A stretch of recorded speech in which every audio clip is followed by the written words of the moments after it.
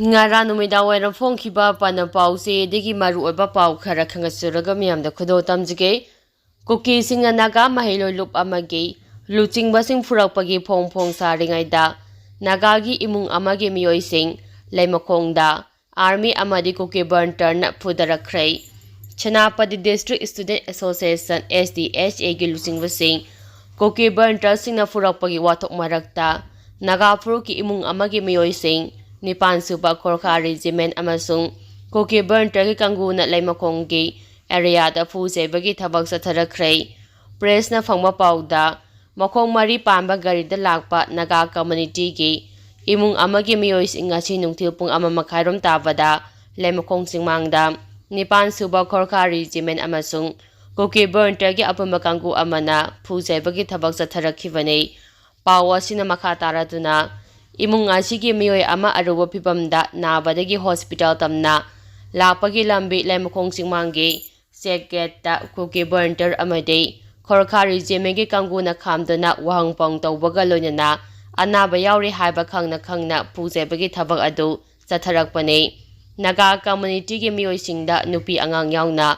Kihan Kangamba Amadi Puse Bagi Tabak Mapamachida Satharakpa Asi Ngasigi Asina Ahanba Nate Ngasigi Taung Adubo Naga Organization Kayana Akramamongda Kandem Tarakpaga Lunana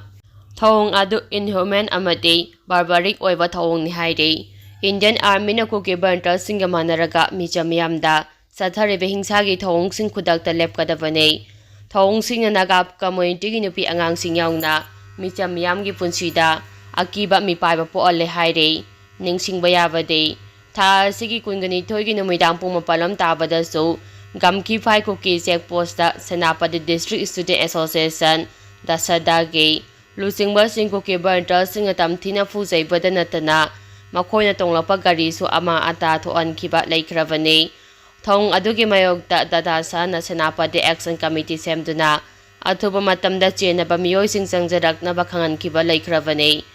tonga ba naga maheiroi lopsing na su akamamongda kandem tawbaga loinana makha tana tholakpa aphafata Kuki community na pugadabane haina warning tawbasu laikravane Makha tarakpa pauda Manipur irang India pumba destabilize tawrakpa yabagi oithokpa lei Manipur irang ngasi masak uba phangdaba kanano mayek sengna khangdriba khut ama yoramba yai Sida Smedul Hanegi Chief Justice Sida Smedul gi masang oiba sing Manipur da thajilakliba security personnel lising humpu hemba sina IDP lising humpu rom asi amamam oina ngakpa ko narabane Manipur irang ngasi agenda yawba Furuki Fataba miyoisingi marakta chathavane Khulai paiba lanai miyoisingna furuk pumbagi punsi security amade integrity da aki tujungba nanghanbane Manipur da sakliba mai ase matomda mutkiba ngairabade karigumba amata kalhogdaba yai Manipur da thoklibi iranga sine India pumba destabilize tawrakpa yabagi oithokpa lei haina Manipur High Court ke hanagi Chief Justice Sida Smedulna nungnangma phongdokhibaga loinana Manipur irang ngasi masak uba phangdaba kanano mayek sengna khangdriba khut ama yoramba yai haina phongdokhrei loinana lanjena duna lairiba state sigi miyoising masa gi mayumda hanjil handuna hanagi punchi mahingda lehenbagi apamba su mahangna phongdokhrei wafamasi understanding the warriors of Northeast India and Manipur Biores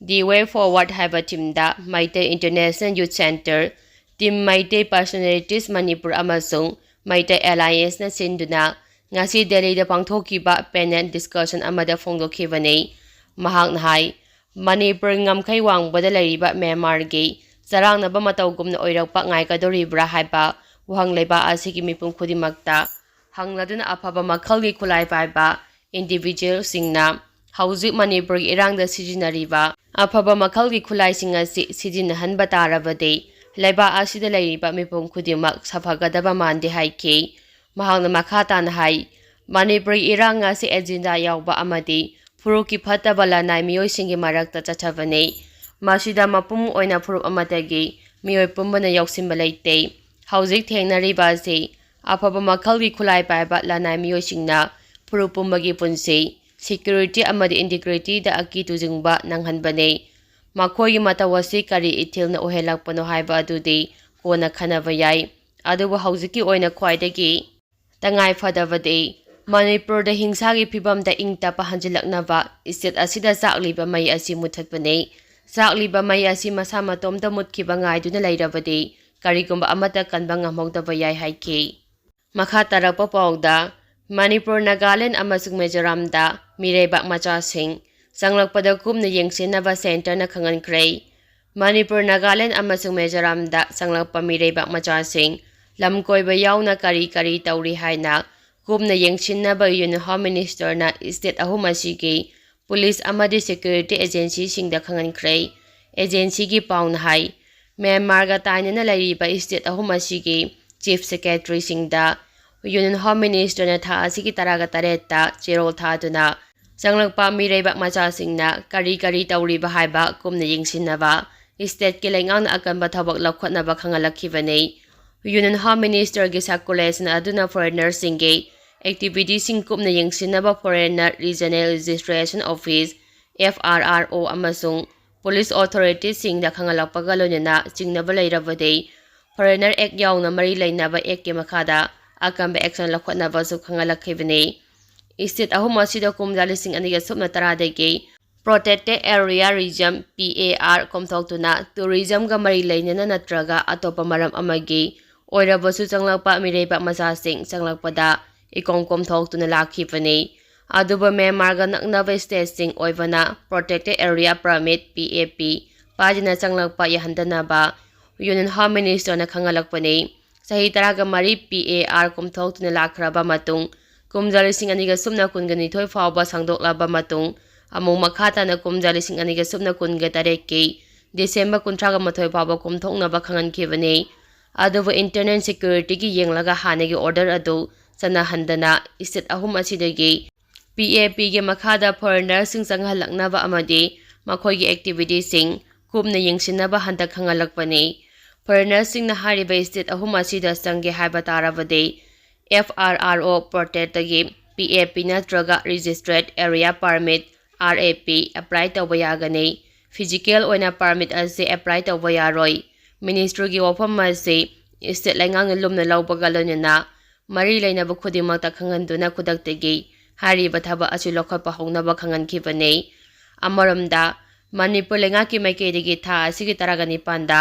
press statement ꯑꯃ ꯊꯣꯛꯇꯨꯅ ꯌꯨꯝꯊꯪꯅꯕ ꯂꯩꯕꯥꯛꯁꯤꯡꯗꯒꯤ ꯃꯤꯇꯣꯞ ꯆꯪꯁꯤꯜꯂꯛꯄ ꯊꯤꯡꯅꯕ state ꯑꯁꯤꯒꯤ protected area ꯔꯤꯖꯝ ꯑꯃꯨꯛ ꯍꯟꯅ ꯆꯞ ꯆꯥꯅ ꯆꯠꯅꯕ ꯍꯧꯔꯒꯅꯤ ꯍꯥꯏꯅ ꯈꯪꯍꯟꯕ ꯂꯩꯈ꯭ꯔꯕꯅꯤ꯫ ꯍꯥꯏꯔꯤꯕ ꯄꯔꯃꯤꯠ ꯑꯁꯤ FRRO ꯄꯣꯔꯇꯦꯜꯗ ꯑꯦꯄ꯭ꯂꯥꯏ ꯇꯧꯒꯗꯕꯅꯤ ꯍꯥꯏꯅꯁꯨ ꯈꯪꯍꯟꯈꯤꯕꯅꯤ꯫ FFRO ꯍꯥꯏꯕ ꯄꯣꯔꯇꯦꯜ ꯑꯁꯤ ꯂꯩꯕꯥꯛ ꯑꯁꯤꯗ ꯂꯥꯛꯄ ꯃꯤꯔꯩꯕꯥꯛ ꯃꯆꯥꯁꯤꯡꯒꯤ ꯃꯨꯞꯃꯦꯟꯠꯁꯤꯡ ꯀꯨꯞꯅ ꯌꯦꯡꯁꯤꯟꯅꯕ ꯃꯤꯅꯤꯁꯇ꯭ꯔꯤ ꯑꯣꯐ ꯍꯣꯝ ꯑꯦꯐꯤꯌꯔꯁꯀꯤ ꯃꯈꯥꯗ ꯂꯩꯕ ꯁꯦꯟꯇ꯭ꯔꯦꯂꯥꯏꯖ ꯄ꯭ꯂꯦꯠꯐꯣꯔꯝ ꯑꯃꯅꯤ ꯍꯥꯏꯈꯤ꯫ ꯃꯈꯥ ꯇꯥꯔꯛꯄ ꯄꯥꯎꯗ SSCꯒꯤ CAPFꯒꯤ ꯑꯦꯛꯖꯥꯝꯗ ꯇꯣꯔꯥ ꯇꯨꯕꯗꯒꯤ ꯀꯨꯀꯤ ꯃꯍꯩꯔꯣꯏꯁꯤꯡ ꯁꯥꯎꯈ꯭ꯔꯦ꯫ ꯍꯟꯗꯛꯇ ꯍꯥꯏꯗꯣꯛꯈꯤꯕ ꯁ꯭ꯇꯥꯐ ꯁꯦꯂꯦꯛꯁꯟ ꯀꯝꯃꯤꯁꯟ (SSCꯅ ꯂꯧꯕ ꯁꯦꯟꯇ꯭ꯔꯦꯜ ꯑꯥꯔꯝ ꯄꯨꯂꯤꯁ ꯐꯣꯔꯁ (CAPFꯒꯤ ꯑꯦꯛꯖꯥꯝꯗ ꯇꯣꯔꯥ ꯇꯨꯅ ꯃꯥꯏꯊꯤꯕꯗꯒꯤ ꯀꯨꯀꯤ ꯃꯍꯩꯔꯣꯏꯁꯤꯡ ꯃꯩ ꯍꯧꯅ ꯁꯥꯎꯈ꯭ꯔꯦ꯫ SSCꯅ ꯁꯤꯟꯗꯨꯅ ꯂꯩꯕꯥꯛ ꯁꯤꯟꯕ ꯊꯨꯡꯅ ꯄꯥꯡꯊꯣꯛꯇꯨꯅ ꯍꯥꯏꯗꯣꯛꯈ꯭ꯔꯕ CAPFꯒꯤ ꯊꯕꯛ ꯂꯧꯕꯒꯤ ꯑꯦꯛꯖꯥꯃꯤꯅꯦꯁꯟ ꯑꯗꯨꯗ ꯆꯍꯤ ꯑꯁꯤꯒꯤ ꯑꯣꯏꯅ ꯁꯦꯗ꯭ꯌꯨꯜ ꯇ꯭ꯔꯥꯏꯕ (ST) ꯀꯦꯇꯦꯒꯣꯔꯤꯒꯤ ꯑꯣꯏꯅ ꯆꯥꯗ 70.23ꯅ ꯀꯠ ꯑꯣꯐ ꯃꯥꯔꯛ ꯑꯣꯏꯕ ꯑꯗꯨ ꯌꯥꯕ ꯉꯝꯂꯣꯏ ꯍꯥꯏꯗꯨꯅ ꯆꯨꯔꯆꯥꯟꯄꯨꯔꯗ ꯕꯦꯖ ꯇꯧꯕ ꯁ꯭ꯇꯨꯗꯦꯟꯠ ꯑꯣꯔꯒꯅꯥꯏꯖꯦꯁꯟ ꯑꯃ ꯑꯣꯏꯔꯤꯕ ꯖꯣꯃꯤ ꯁ꯭ꯇꯨꯗꯦꯟꯠ ꯐꯦꯗꯔꯦꯁꯟ (ZFF)ꯒꯤ ꯃꯤꯠꯌꯦꯡ ꯃꯈꯥꯗ ꯄꯥꯡꯊꯣꯛꯈꯤꯕ ꯃꯍꯩꯔꯣꯏꯁꯤꯡꯒꯤ ꯑꯣꯏꯕ ꯃꯤꯐꯝ ꯑꯃꯅ ꯋꯥꯔꯦꯞ ꯂꯧꯈ꯭ꯔꯦ ꯍꯥꯏꯅ ꯅꯣꯔꯊ ꯏꯁꯠ ꯂꯥꯏꯚꯅ ꯔꯤꯄꯣꯔꯠ ꯇꯧꯔꯛꯂꯤ꯫